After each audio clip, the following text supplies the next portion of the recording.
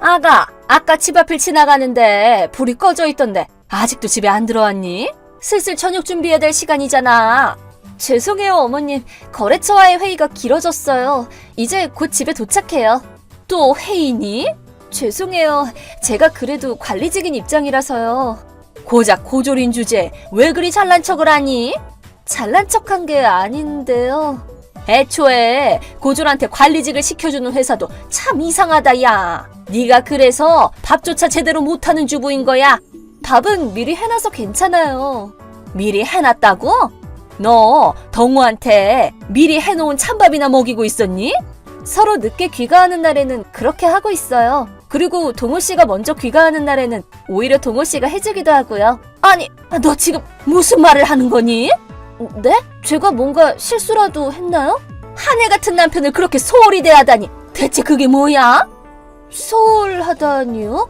내가 누누이 말했지? 아무리 회사를 다닌다고 해도 집안일은 아내의 몫이라고. 최선을 다하고는 있어요. 이미 동호가 밥을 하게 만들고 있는 시점에서 틀려 먹었어. 그렇게 말씀하셔도 저희는 맞벌이 부부이기도 하고 동호 씨도 혼자서 가사를 다 한다는 건 힘들다는 걸 이해해주는 사람이에요. 분담해서 서로 부족한 부분을 채워나가며 가사를 나눠서 하고 있어요. 무엇보다 동호 씨는 본인이 요리하는 걸 좋아해요.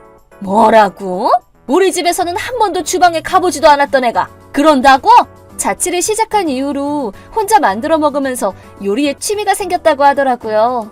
그건 그냥 일에 심취한 척 집안일을 대충대충 하는 너를 생각해서 그냥 하는 말인 거지. 그렇지는 않은 것 같은데요. 맞다니까 그러네. 애초에 나도 결혼한 이후로 동호가 태어날 때까지 3년 동안은 일했었어. 이래봬도 항상 영업 실적도 탑이었다고. 그런데도 나는 남편한테 집안일은 하나도 안 시키고 내가 다 해왔다고. 밥도 매 끼니마다 꼬박꼬박 챙겨줬고 남편 도시락까지 다 쌌어. 물론 동호를 임신한 이후로는 육아에 전념하고 싶어서 퇴사하긴 했지만 내가 퇴직할 때 중요한 인재를 잃었다면서 회사에서 엄청 붙잡고 그랬어. 네, 그건 저도 대단하다고 생각해요. 일한다고 생색내려면 나처럼 일이든 집안일이든 완벽하게 하고 나서 해라. 저는 생색내려고 한 적이 없는데요. 태도에서 뻔뻔하게 나오잖아. 그런가요? 하여튼 너는 예전에 나를 좀 본받으렴. 그것도 못할 것 같으면 그냥 일 때려치우고. 아가야, 드디어 내가 하는 말을 듣기로 마음먹은 거구나.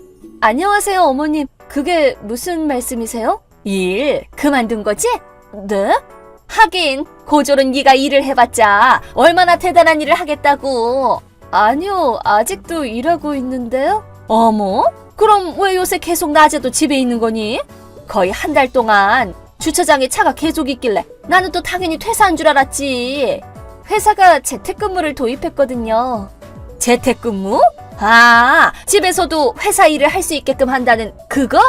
네, 반년 정도 전에 영업부에서 다른 부서로 이동을 했는데 이 부서가 회사 내에서 가장 먼저 재택근무를 도입해서 저도 그 방침에 따르는 중이에요. 그럼 그 말은 즉 다 죽어가는 부서에 쓸모도 없는 직원들만 모아놓았다는 그런 얘긴가 보네? 네? 영업은 회사 내에서 가장 핵심이 되는 부서잖니. 그런 부서에서 쫓겨난 걸 보면 네 인사평가가 얼마나 낮은지를 단번에 알 수 있잖아. 딱히 그런 건 아닌데요.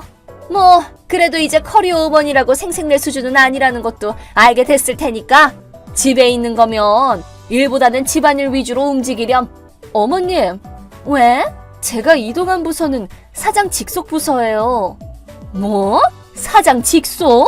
저는 영업부에서는 팀장으로 일하고 있었지만 뭐? 네가 팀장이라고? 이동하면서 과장으로 승진하게 됐어요. 승진? 과장? 네. 말도 안 돼. 고졸인 네가 그것도 30대 초반에 그 정도로 빨리 승진을 하다니.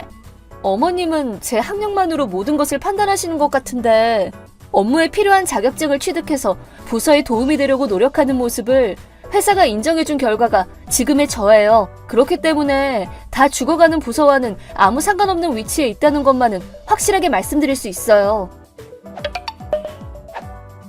어머님, 방금 제가 일하는 방에 들어오셨죠? 방에 있던 노트북은 어디에 두신 거예요? 왜 그리 호들갑을 떨고 그러니? 당연하죠. 대체 어떻게 집에 들어오신 거예요?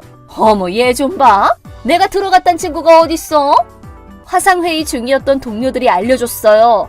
어? 화상회의? 마이크를 잠깐 꺼두느라 금방 눈치채지는 못했다고 하는데 데스크톱으로 화상회의 중이었거든요. 제가 역으로 가기 위해 잠깐 자리를 비운 20여 분 동안 작업실에 있던 노트북을 어머님이 가져가신 것을 다들 목격했다고요. 뭐? 분명 저희 집 도어록 번호를 알고 계셨던 거겠죠.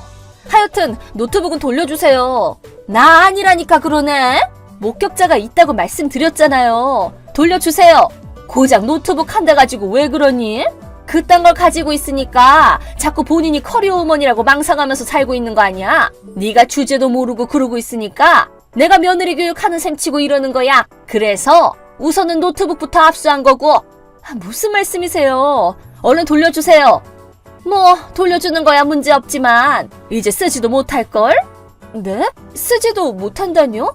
화가 나서 화면이고 키보드고 다 박살내버렸어. 왜 그러셨어요? 2번 다시 못 쓰게 해놔야 네 그 정신병이 고쳐질까 싶어서 그랬다. 왜? 그 노트북은 회사에서 지급한 거란 말이에요. 뭐? 회사 비품이란 소리야? 그렇다니까요. 어머, 얘 좀 봐. 회사 노트북을 함부로 가지고 다니면 어떡하니? 네? 그런 거면 나한테 책임이 있는 건 아니지. 네가 책임지고 회사 측에 사과하고 변상을 하든 하렴. 그건 회사 측에서 집에 가져가서 쓰라고 지급한 물건이라니까요. 응? 재택근무라고는 해도 거래처에 방문하는 일도 있고 외근 나가서 일하는 직원들도 있어요. 그럴 때 들고 다니면서 쓰라고 재택근무 대상자 전원에게 지급한 거라고요. 어머님, 지금 어머님이 얼마나 어이없는 행동을 하셨는지 자각을 좀 하세요. 데이터는 백업해뒀기 때문에 다행히 어떻게든 되겠지만 고장난 컴퓨터는 변상해 주셔야 될 거예요. 적어도 120만 원에서 130만 원은 하는 기종이니까 알고 계세요. 나는 모르는 일이야. 그렇게 중요한 걸 집에다 가져다 놓은 게 잘못이지. 그렇게 남탓만 하지 마시고요. 나는 커리어 우먼이라는 착각에 빠져 사는 너를 구해주고 좋은 며느리로 바꿔주려고 그랬던 거라고. 제가 말씀드려봐야 통하질 않네요. 선수 교대 좀 할게요. 뭐? 누구랑 교대를 한다는 거야? 아가! 어머니! 저희 며느리가 말했던 선수 교대라는 게 그래, 나다. 여기 나와 계셨어요? 이쪽에 사는 친구랑 만날 약속이 있어서 오늘 밤에는 손주 며느리네에서 자기로 했다. 방금 전에 윤서가 나를 여기까지 데리러 와줘서 지금 집에 도착했는데 지금 이게 무슨 소동이니? 그게 아가, 지금은 세상이 많이 바뀌고 있는 중이야. 그리고 이제는 맞벌이도 당연한 세상이 됐고 나나 네가 살았던 시절과는 경우가 많이 다르단다. 지금은 21세기잖아. 그걸 이해 못하겠으면 그냥 가만히 있거라. 그럼 어머님은 잘 아시나 봐요. 내가 정년 퇴직할 때까지 부장 자리에 있었던 거 벌써 잊었니? 바뀌어가는 세상의 변화를 민감하게 받아들이는 힘은 지금도 그대로 있다고 믿고 있다만 말 나온 김에 하는 말인데요. 저도 그 정도는 알아요. 그러니? 저는 그저 진정한 커리어 우먼이 뭔지도 모르는 며느리를 어떻게 좀 해야겠다 싶어서 그런 거라고요. 그래? 진정한 커리어 우먼 말이니? 그럼 뭐 네가 회사 다니던 시절에는 커리어 우먼이었니? 그렇죠. 어머님은 잘 모르시겠지만 저도 꽤 잘 나가는 영업사원이었어요. 그래? 영업인데도 계약을 하나도 못 따내서 사무보조 일을 떠맡게 되었는데 심지어 전화 응대도 똑바로 못하고 그저 할 줄 아는 거라고는 차랑 커피 타오는 게 다여서 어려운 사무일은 후배한테 다 떠넘긴 우리 며느리가 잘 나가는 영업사원이었다고? 그런 네가 회사 다니던 시절에도 전업주부가 된 후로도 매 끼니마다 냉동식품에 시장에서 대충 사온 반찬에 사실은 지금까지도 제대로 된 요리 하나를 못한다는 사실을 나는 다 알고 있는데 아니 어머님, 그걸 어떻게 하세요? 네 후배 직원 중에 영이라고 기억나니? 영이요? 그 아이가 내 친구의 딸이거든. 1년 전 정도였나? 대화를 나누다가 너랑 영희가 같은 부서의 선후배 관계였다는 걸 알게 되었는데 영희가 그 당시 일을 떠올리면서 엄청 화를 내더라고. 네 욕을 그냥 한 바가지를 하더라. 말도 안 돼. 뭐 대강 그럴 줄 알고는 있었지만 말이야. 네? 냉동식품에 시장에서 파는 반찬 얘기는 이미 동호아범이랑 동호한테 들어서 다 알고 있었거든. 아니, 그이랑 동호라니. 너는 잘 숨겨왔다고 생각하겠지만 그 둘은 다 알고 있더라. 쓸데없이 자존심만 세서 괜히 심기 건드렸다가 피만 볼까 싶어서 조용히 있었다더라고. 즉 만천하가 다 아는 사실이다 이 말이야.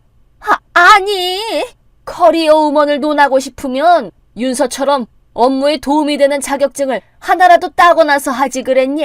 어머님, 뭐 네 버릇을 그냥 그대로 내버려둔 주변 사람들도 떳떳할 건 없지만 며느리 회사에 민폐를 줘가면서까지 괴롭히는 건 선 넘는 짓이야. 아니, 어머님, 지금 내가 거기로 갈 테니까 뒤늦게라도 시집살이에 대해서 대화를 좀 나눠보자꾸나. 네?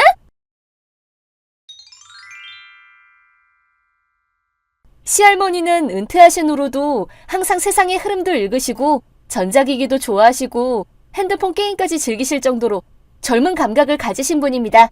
한편 시어머니는 자신과는 정반대인 시할머니에게 열등감을 가지고 계신지 며느리인 제가 시할머니와 같은 길을 걸으려고 하는 것이 마음에 들지 않으셨던 것 같습니다. 그날 그 연락을 끝으로 시할머니는 곧바로 시댁으로 가셨고 시어머니가 저를 괴롭혀온 실태를 다 폭로하셔서 결국 시아버지까지 시할머니와의 합가를 찬성하시게 됐습니다. 한 달 후부터 같이 사시면서 며느리로서의 교육이 다시 시작되었습니다. 게다가 노트북 변상을 위해 알바까지 하게 되어 익숙하지 않은 일과 동거 생활에 매일 눈치 보며 살고 계신다고 합니다.